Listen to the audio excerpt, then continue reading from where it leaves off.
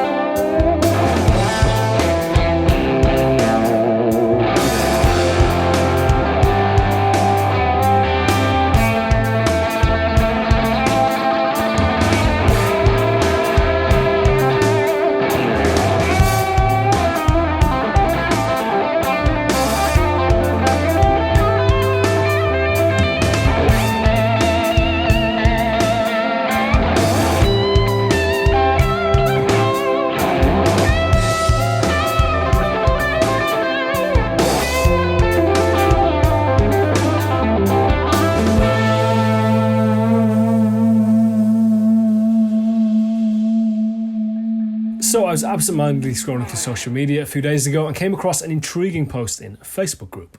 EVH guitars are now made by Fender in Mexico. Anyone here have a Wolfgang special? They're made of basswood, same wood as a cheap Glary. This is keeping me from getting one. Now, on the odd occasion I have gone blundering into the great Tonewood debate, I very quickly reversed out of it again. I don't know enough about what the current thinking is, and truth be told, I don't really care enough to have any particularly strong opinions on the matter. However, it does intrigue me that for all the woods us guitarists love to see being used in guitar manufacturing, we do have a particularly odd relationship with basswood. As that Facebook user pointed out, it is primarily known as a body material in cheaper or lower end entry level guitars, such as the Squier Cabronita Telecaster that I was playing on the introduction of today's video. However, what's not so widely known, or at least widely spoken about, is that over the years it's been used by the likes of Suhr guitars. It's been used in countless Ibanez signature models, including Paul Gilbert's, Joe Satriani, and even Steve Vai's Gem for a time. Novo guitars have dabbled in it. Ernie Ball MusicMan have used it on countless models, including John Petrucci's signature models. Chauvel have used it on Guthrie Govern's signature model. Fenders, Tom Anderson guitars, even Jeff Beck's #1 custom shop Strat from the mid-90s has, you guessed it, basswood body. So what is the crack with basswood? Is it great or is it garbage?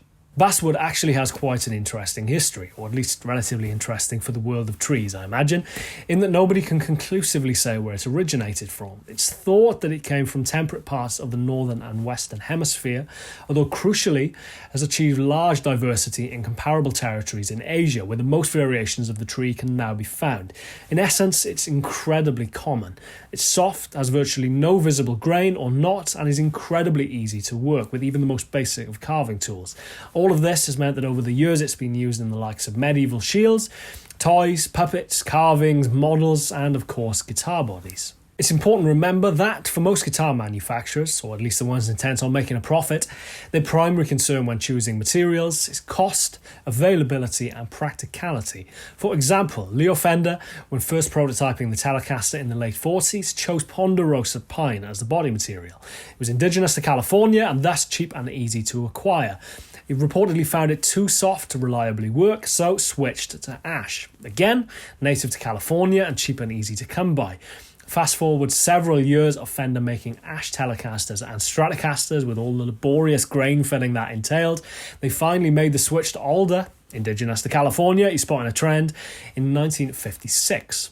Basswood, despite having seemingly originated in Northern America or Europe, as I said, has found large diversity in Asia, which goes a long way towards explaining why it is such a common material in Asian-made guitars, whether we're talking cheap or expensive, handmade or mass-produced. It's interesting to see that on MusicMan's website, they actually go to great lengths to explain their use of basswood, such as the preconception about the material. Basswood is very lightweight and produces a fairly even full to mid-range response throughout the entire bandwidth.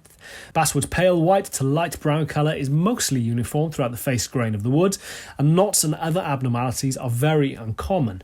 We choose lightweight cuts of basswood because they tend to sound much better than the heavier ones. This is something that holds true for most tonewoods, but especially basswood. How much of that last sentence is true, and how much of their claim that they only use the best basswood, which is weirdly verbatim to the Tom Anderson text on his website explaining his use of basswood, is up to you to decide. But ultimately, it's not that basswood is a cheap wood, it's that it's cheap and easy to acquire because it's so plentiful.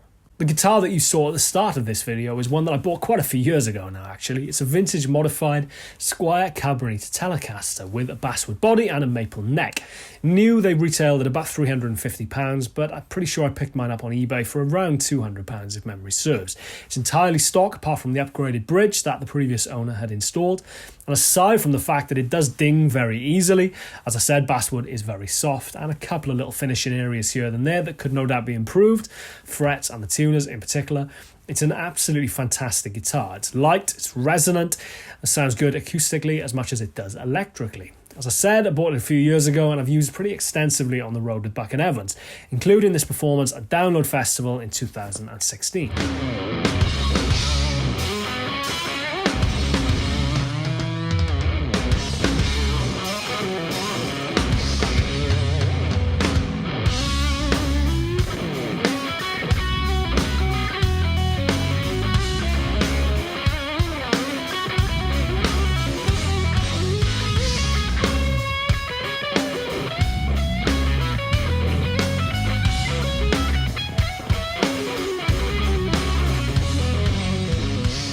So should you be put off buying a guitar that is made of basswood?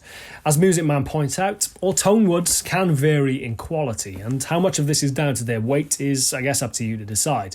All I would say in my own personal experience is that guitars that are lighter, at least to me, caveat emptor, do seem marginally more resonant and ringy, which I guess a good set of pickups will only amplify. Although that said, I've played some fantastic sounding Strats and Les Pauls in particular over the years that have both been ton weight, so I guess again, make of that what you will.